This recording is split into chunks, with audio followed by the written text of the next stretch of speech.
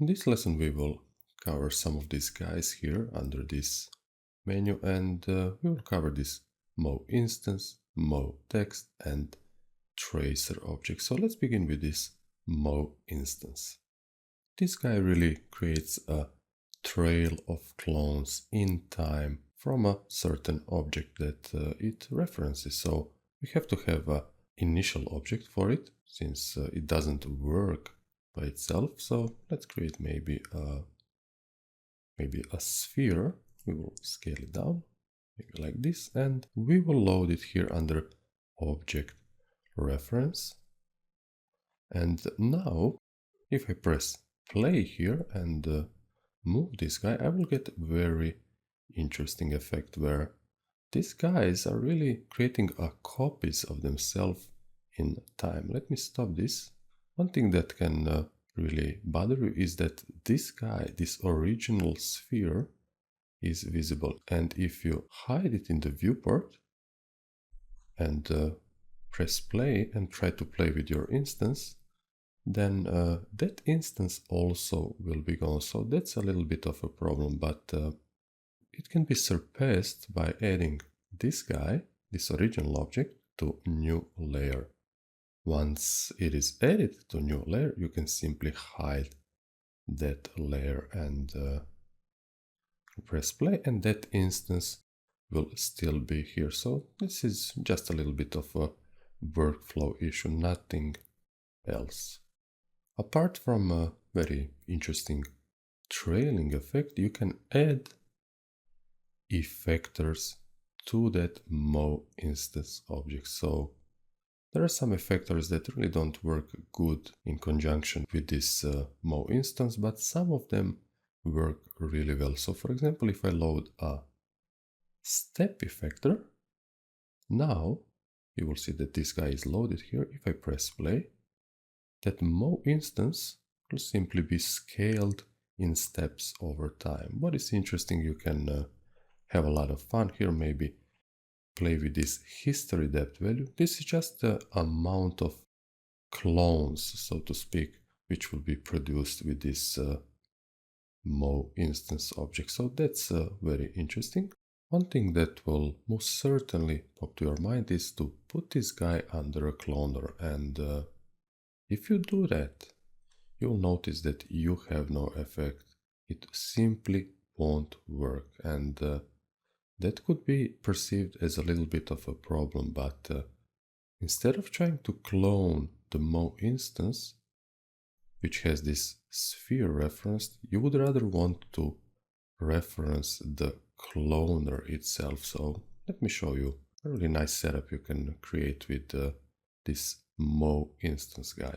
So just to clarify, from this Moinstance point of view, it really doesn't care what is the object reference. So it will pretty much turn anything into instance. I hope that makes sense. So let's now maybe get rid of this guy, and we will create a cloner setup, which we will then instance to get some interesting results. So let's create a cloner, and we can use maybe let's say a torus object. We will scale it down to roughly this size, and let's put that guy under a cloner. We will set the cloner to radial mode. We will use 10 clones, and the radius will be 100. We will align them differently, so maybe like this, maybe even a little bit more of space here. Let's go with 200.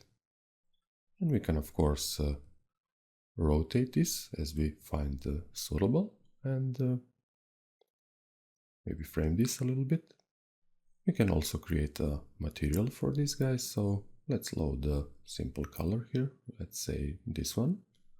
It's just a little bit more interesting and not so dull with this dull gray color. So now in this Moinstance, I will load a cloner in this slot, so the complete cloner will become instance object. I will also hide this guy by creating a new layer, and simply under layers I will turn off the visibility. Now this guy is all we want to work with, so let's rotate this guy like this, maybe pull it a little bit upwards.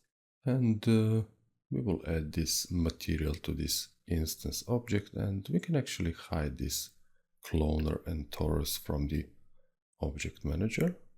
Okay, but torus has to be also the member of this layer. So now we will get rid of this guy. So always do everything you can to avoid clutter in your scene.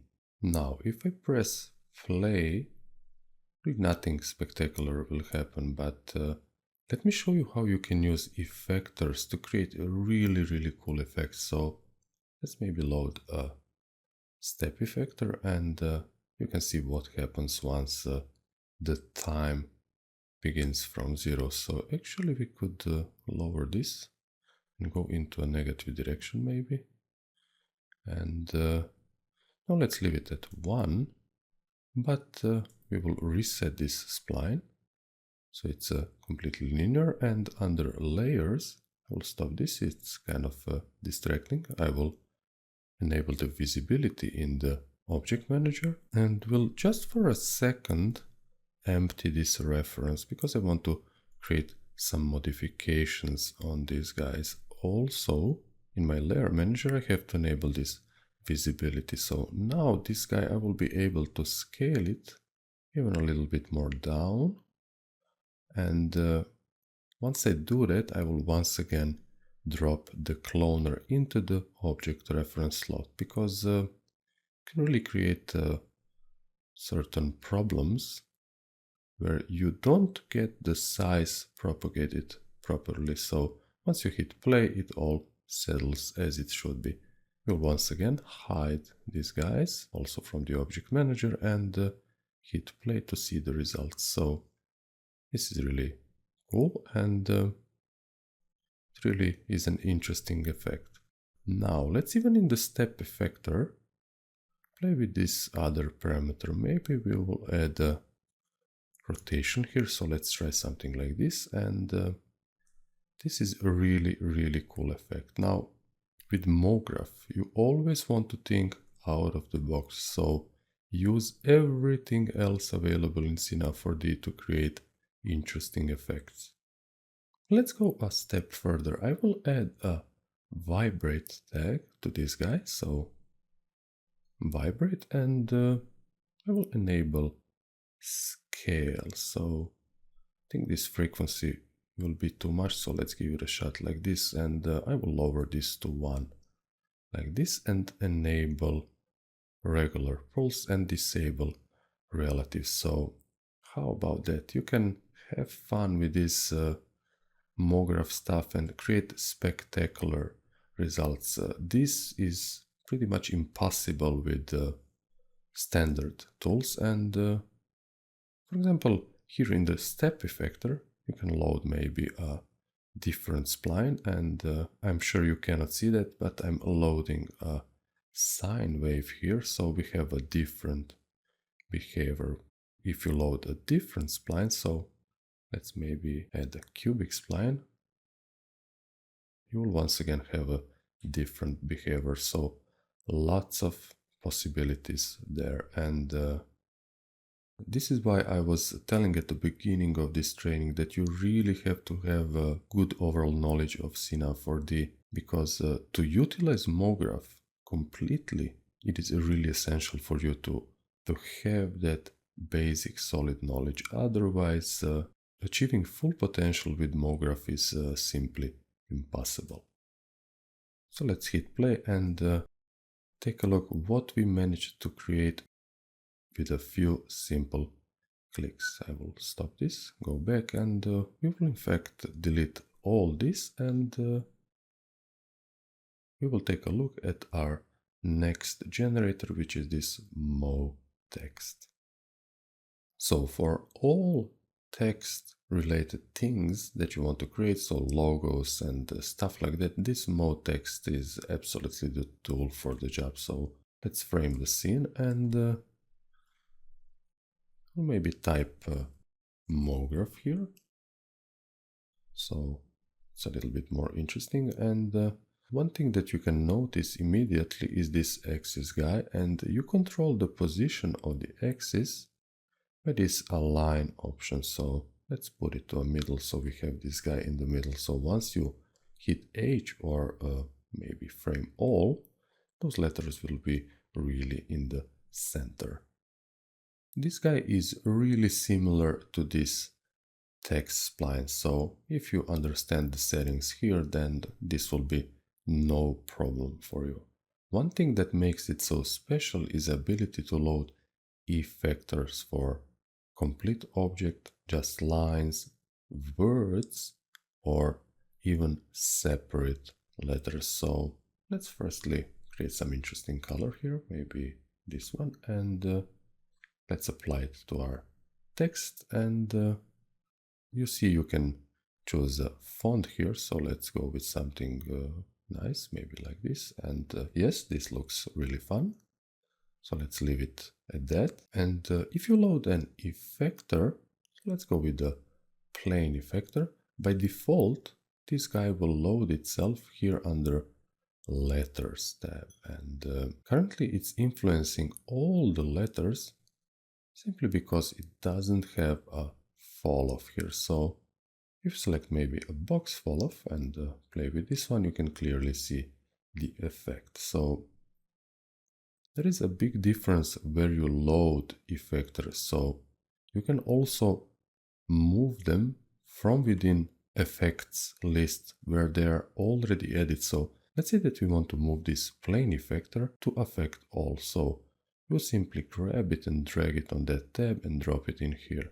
One thing that you have to know is that you have to delete it from the original list, otherwise you won't get the effect you want. So now, regardless of this fall offset here, our guy is simply influencing the complete set of words. So that's really important concept for you to understand. And one thing that is often misunderstood is this axis guy. It simply controls where is the origin of the letters, and that is far more understandable if you use effector on the separate letters. So watch, for example, this guy. I hope you can see these little dots. Those are these axis guys, and if you move this, you're simply determining where is the axis of that guy. I hope that makes sense.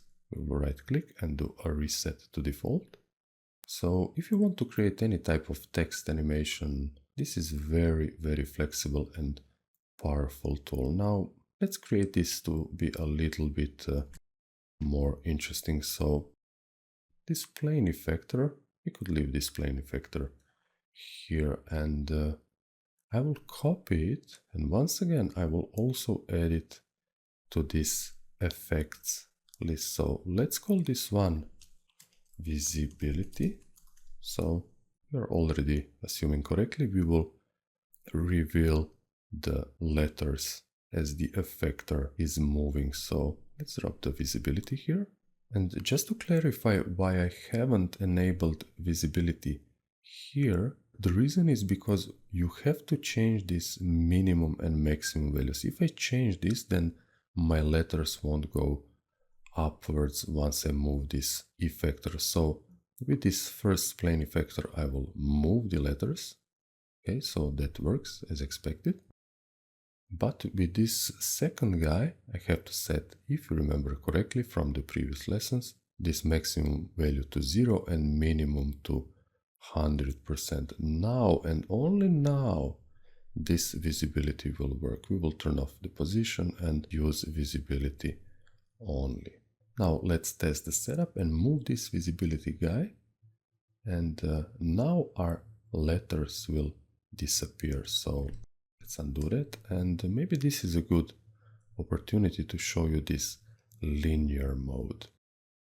And in this linear mode, the effector will reveal the letters, but the only problem is that you have to orient the fall off correctly. So currently it's oriented towards Z, and we have the letters aligned towards X, and this is really important to understand. So let's hit X plus, and depending on the plus or minus, the effector will reveal or hide the clones. So if I change this to x minus, now it will reveal and the letters will stay revealed accordingly. So I hope that makes sense. And whenever you want to effect to stay once it's created, you would use this linear guy. I also will make this plane effector, which affects the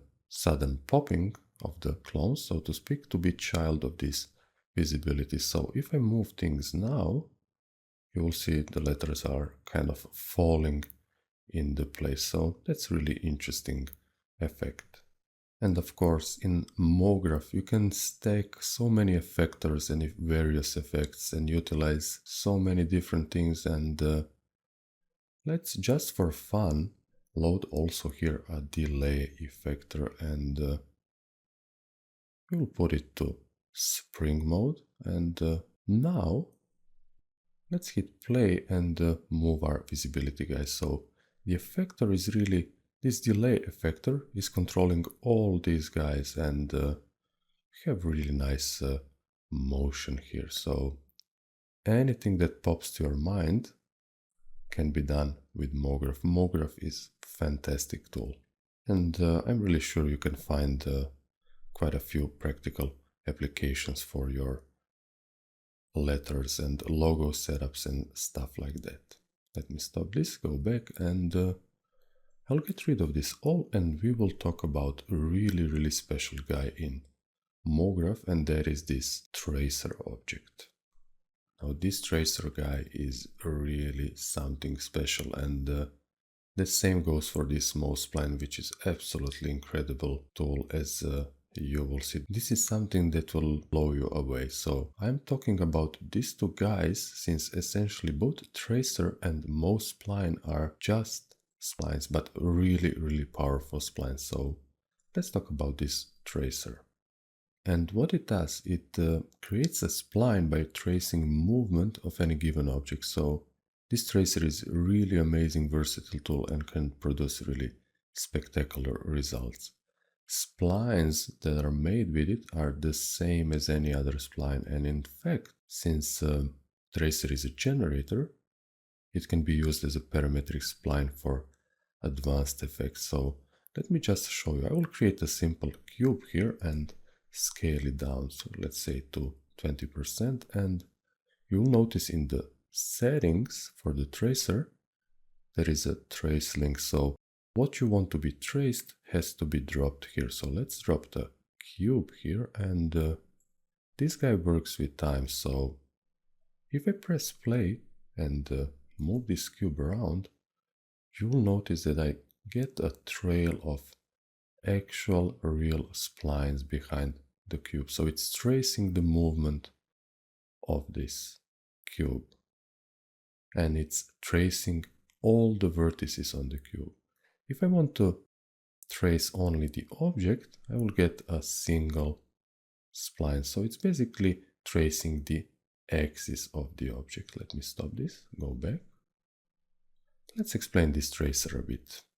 The first and most obvious is this tracing mode. So it simply instructs the tracer how it will trace, in which mode it will work. And there are some additional options here, which we will cover later in this lesson. And let's proceed to this sample step. This really means how many points it will create per frame. So you can really increase this to something different to have a little bit more easier setup. And by easier, I mean less amount of points on the generated splines. This trace active is really self-explanatory. It enables and disables the trace for anything that is inside.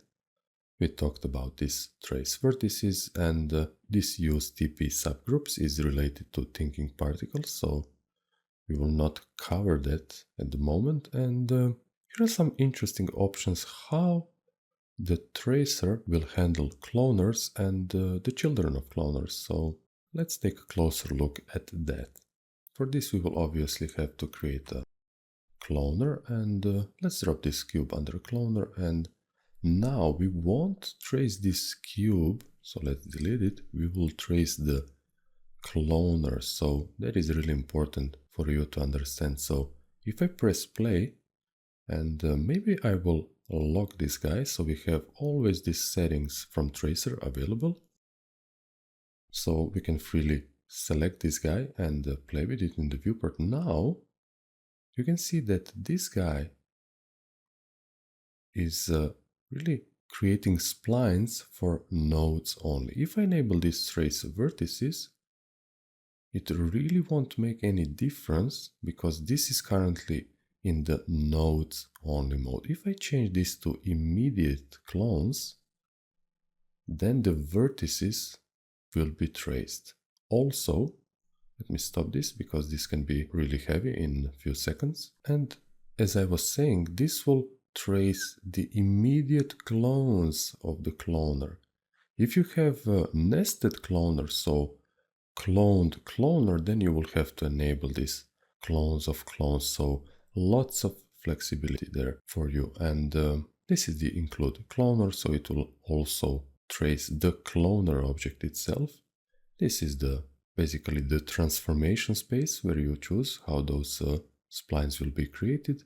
This limit guy, and let's actually ease up this setup.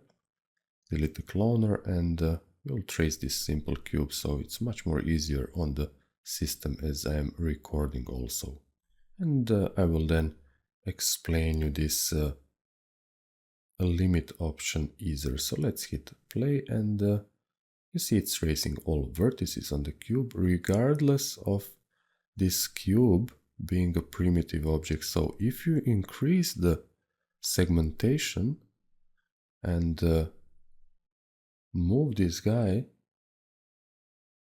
the change will propagate through the tracer, so it will understand that you changed the segmentation. We can turn off these trace vertices, and of course only single spline will be made. Let's stop this, go back.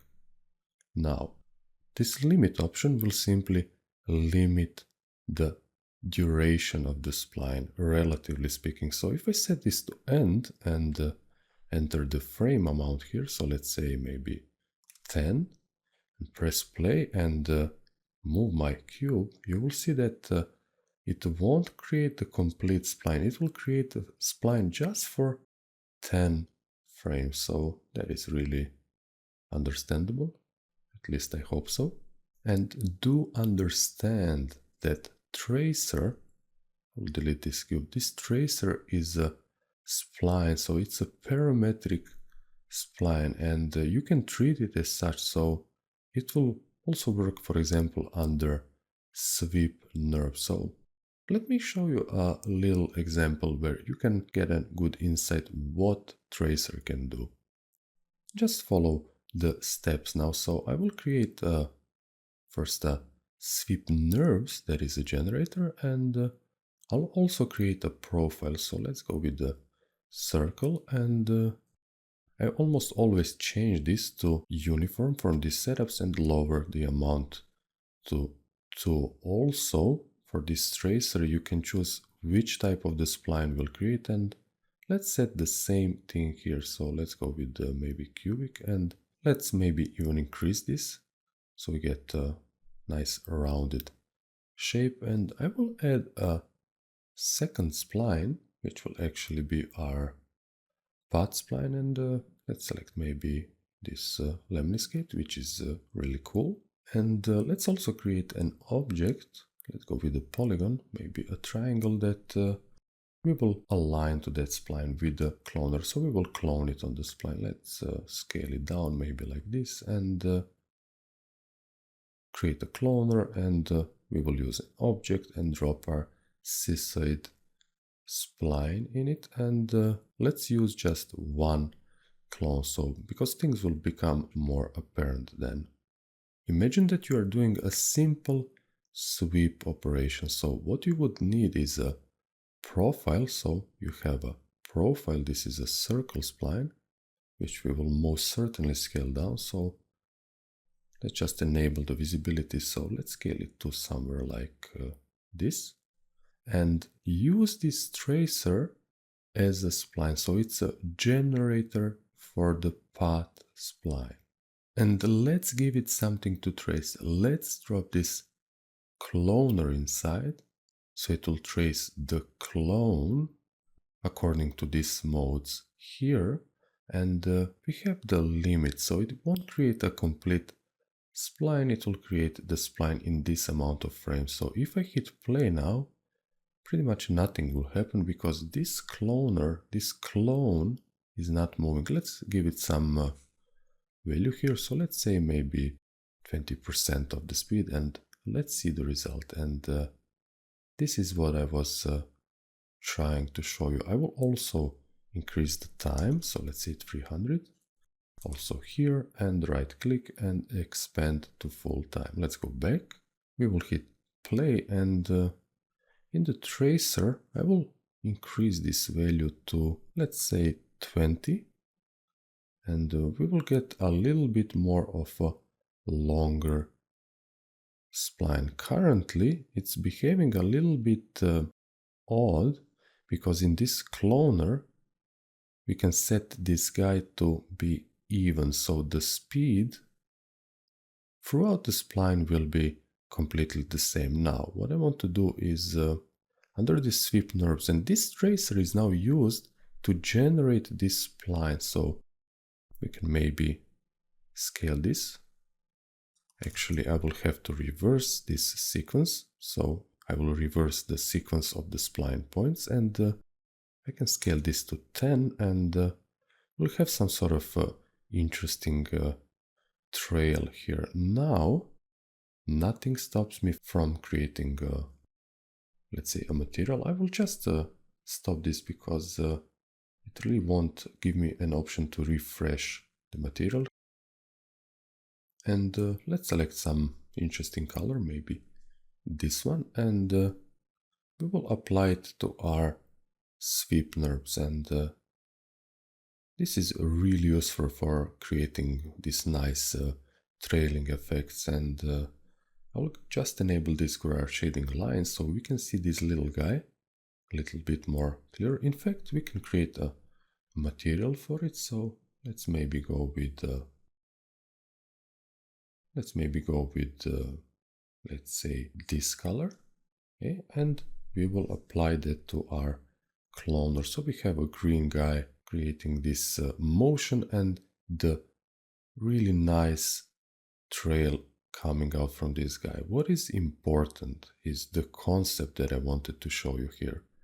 This tracer is now simply a spline, and spline is generated from tracing this cloner. So we are tracing this guy as it goes around this spline. I hope this is understandable enough because it will give you a good insight into some more advanced and complex setups that you can do with MoGraph. And in fact, let's go back and I will show you how you can further expand this and create far more interesting results. So let's add the effector to this. Let's go maybe with the formula effector and I'll just hit play here so I have a visual feedback. Now I will enable just position. So let's maybe use just Y, maybe 50 will be okay. And